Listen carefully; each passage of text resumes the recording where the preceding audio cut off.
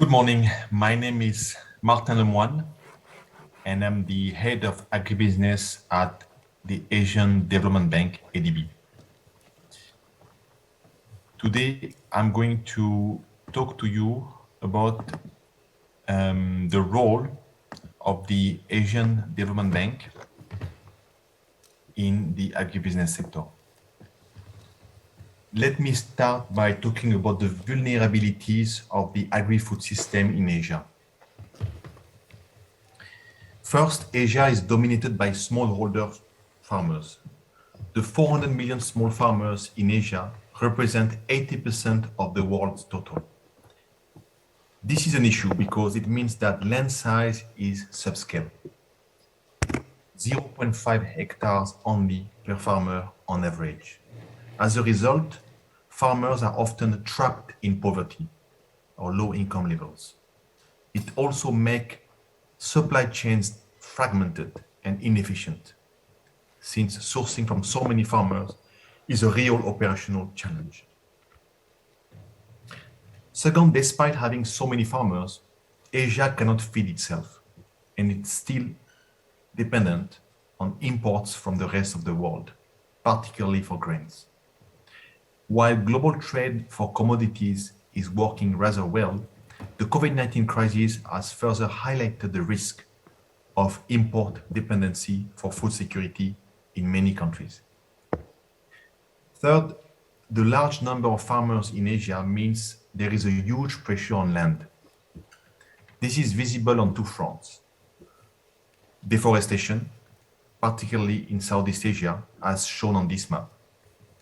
Second, the excessive use of basic fertilizers in countries like China and India have degraded the arable soil quality. The fourth vulnerability is water. 80% of Asia's fresh water is consumed by irrigation.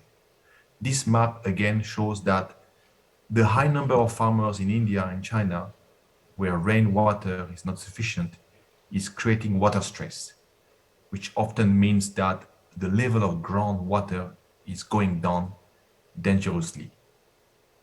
There is an urgent need for more efficient and sustainable water use in these areas. The fifth vulnerability is climate change. Agriculture in Asia is particularly exposed to climate change risks, including more irregular rainfalls and more frequent typhoons in Southeast Asia, longer winter drought in places like Nepal, or risk of extreme flooding in countries like Bangladesh.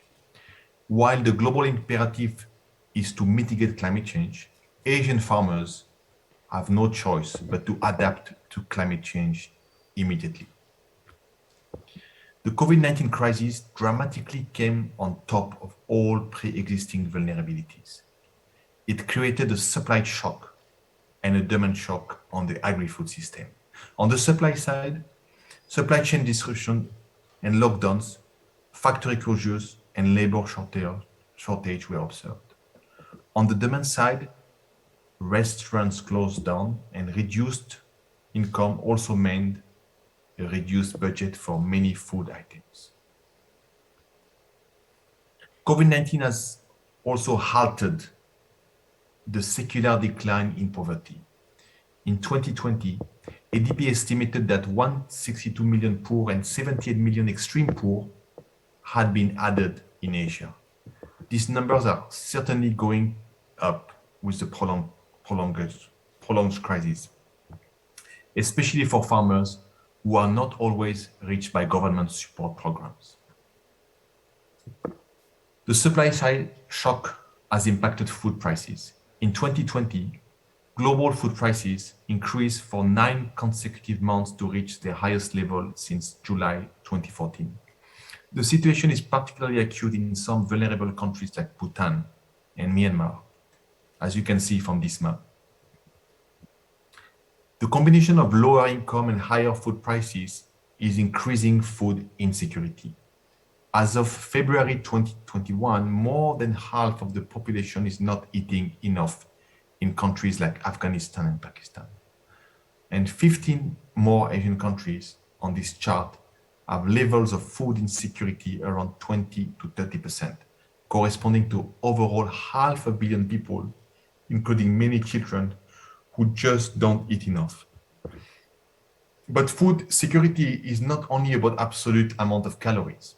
Reduced income have also meant that poor households have cut their consumption of the more nutritive food, such as proteins and fibers, as shown by this study conducted on vegetable farmers in India.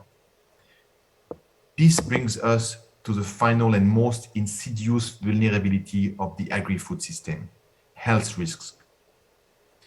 It is now well documented that developing countries are facing a double burden of persistent malnutrition on one side and growing obesity on the other side, which is driven by the growing middle class and the changes to Western lifestyle, including a growing consumption of ultra-processed food and drinks, as shown on this chart. 40% of adults are obese or overweight in Asia. But COVID-19 has taught us that health risks are multifaceted. COVID-19 is most certainly a zoonosis, meaning a disease that jumped from animals to humans. Zoonoses are closely linked to the agri-food system. While most zoonoses originate from the wildlife, the vector of contamination to humans is typically a farm or a domestic animal.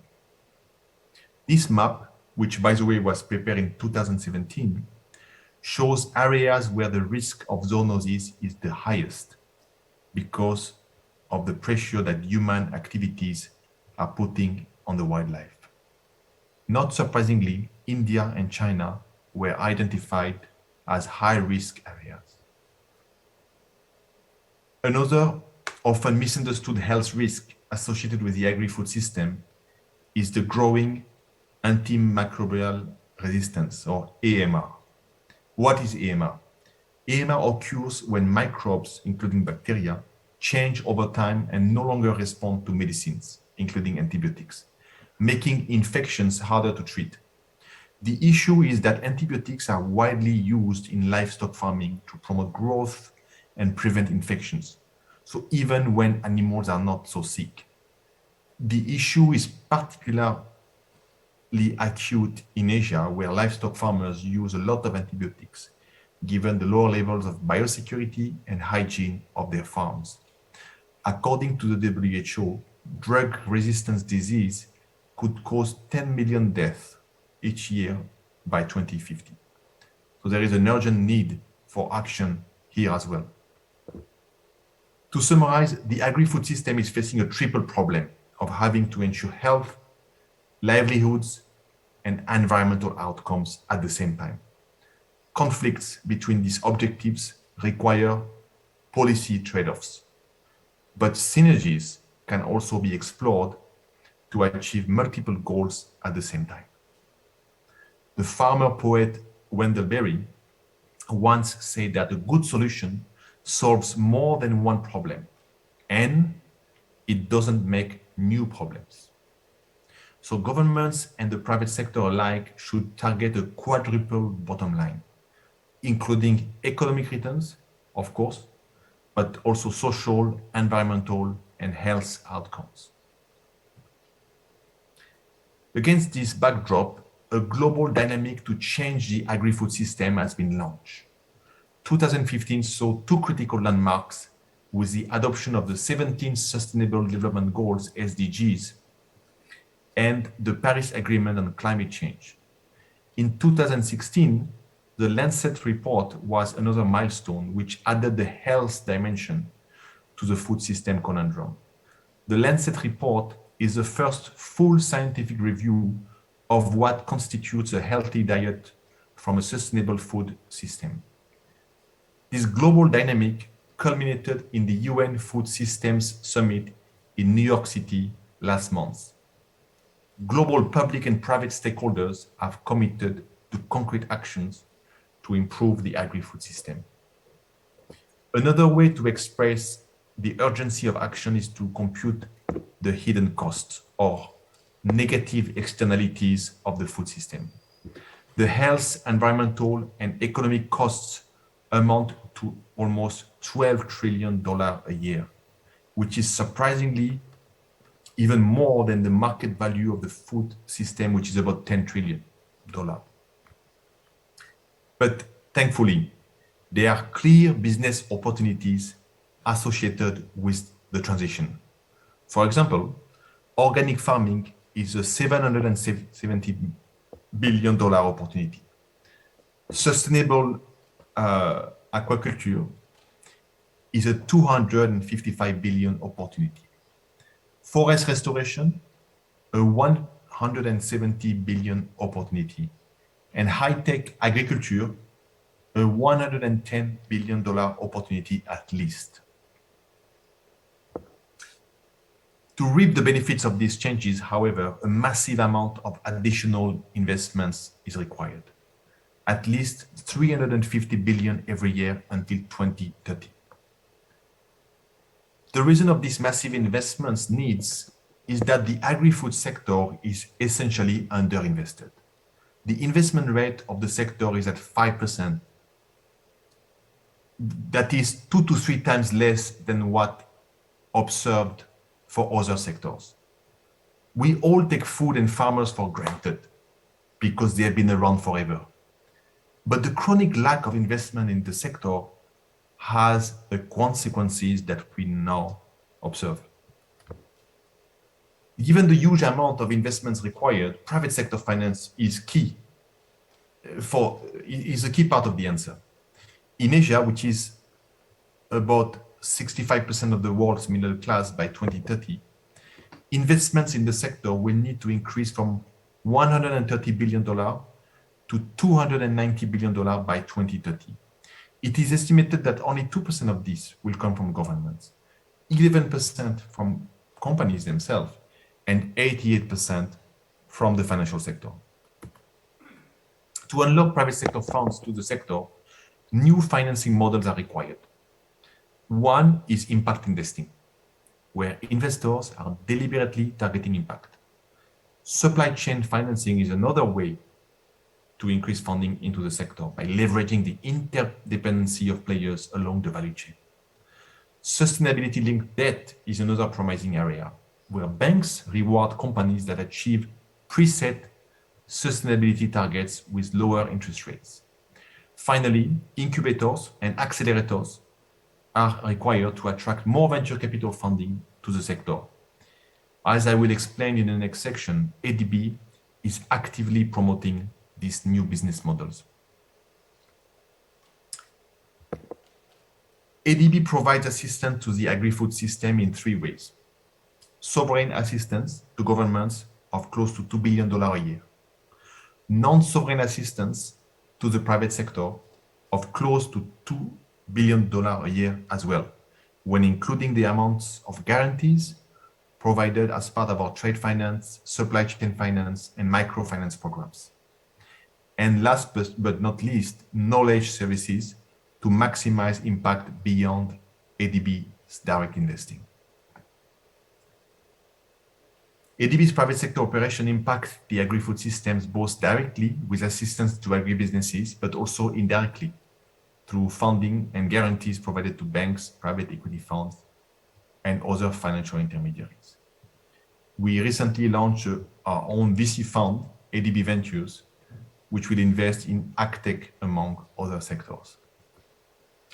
Our direct agribusiness portfolio has grown a lot in recent years. We do about 5 agribusiness transactions a year for around $150 to $200 million. The portfolio size is now about $500 million, with 18 clients in 14 countries.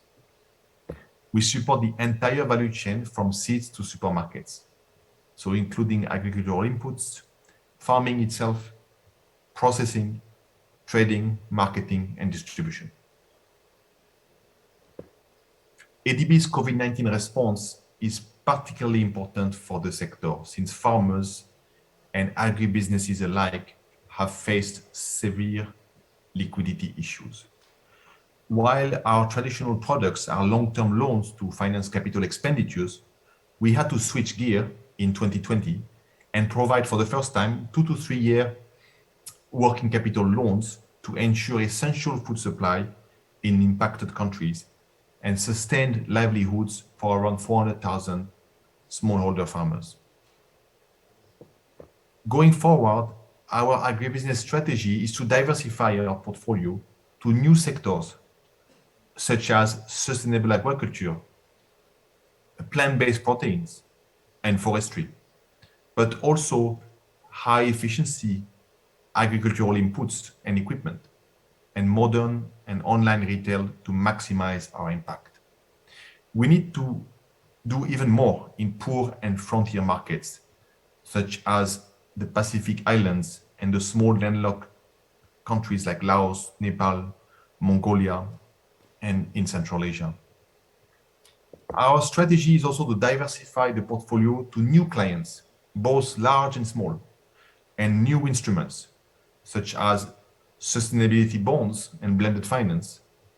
We manage close to $1 billion of blended finance funds that donors asked us to allocate to projects supporting climate change mitigation and adaptation, inclusive business, and gender equality.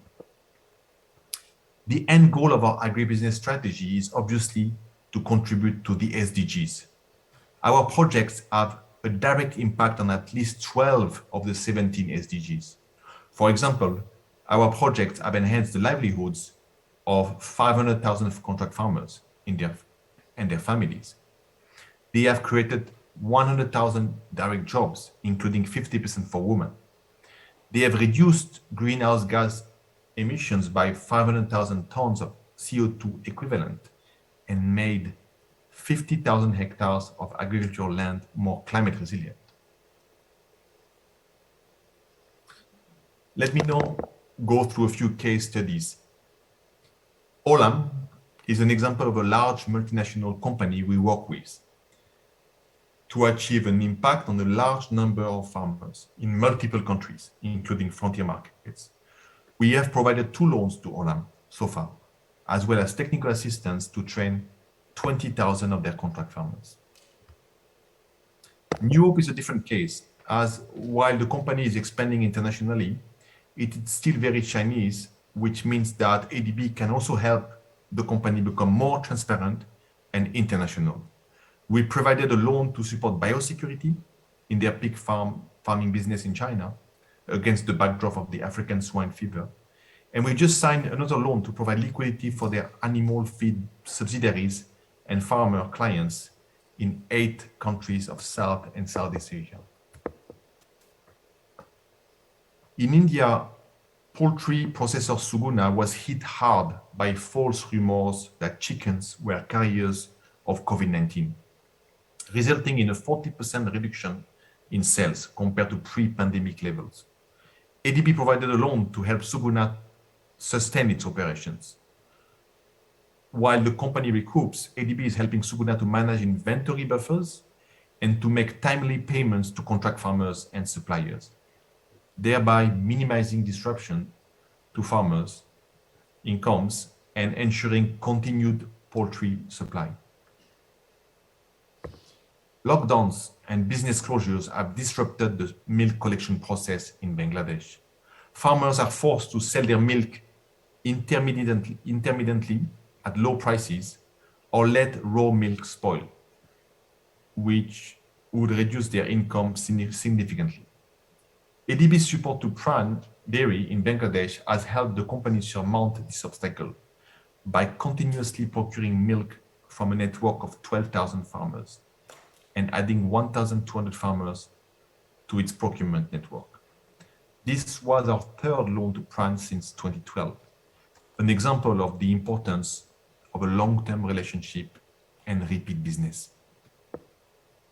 COVID-19 spurred rises in food and wheat prices in Mongolia due to higher transport costs stemming from lockdowns as well as export restrictions.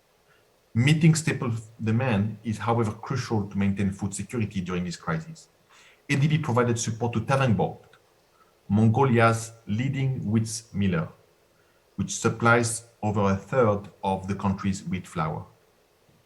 Tavangbogd increased its procurement of domestic wheat and built enough buffer inventory to cope with supply chain disruptions, just in time for the annual wheat harvest procurement season in the last quarter of 2020. The Haas Farm case study is an example of support to high-tech agriculture, with investments in modern climate-controlled greenhouses for the production of flowers and vegetables. What was unique in this financing as well is that the technology and the business, once successfully developed in Vietnam, were then deployed to China and Indonesia. So a good example of regional integration and technology spillover through trade and foreign direct investment. ADB provided a $20 million loan to the company in 2017. Finally, the mountain hazelnut case study in Bhutan is an example of what can be achieved through ADB technical assistance, in addition to ADB investment. In 2015, ADB invested $3 million in a company promoting distributed hazelnut production on small farmers' barren land. At the same time, ADB mobilized $1.5 million in technical assistance to provide climate-smart agriculture and financial literacy trainings to 15,000 of these farmers. This will ensure that the contract farmers maximize the benefit that they will get from their trees when they reach production. Thank you so much for your attention. On this page, I have provided links to further readings related to the material that I have presented today. Please do feel free to reach out to me for any questions, and I hope you have a successful event today. Thank you very much.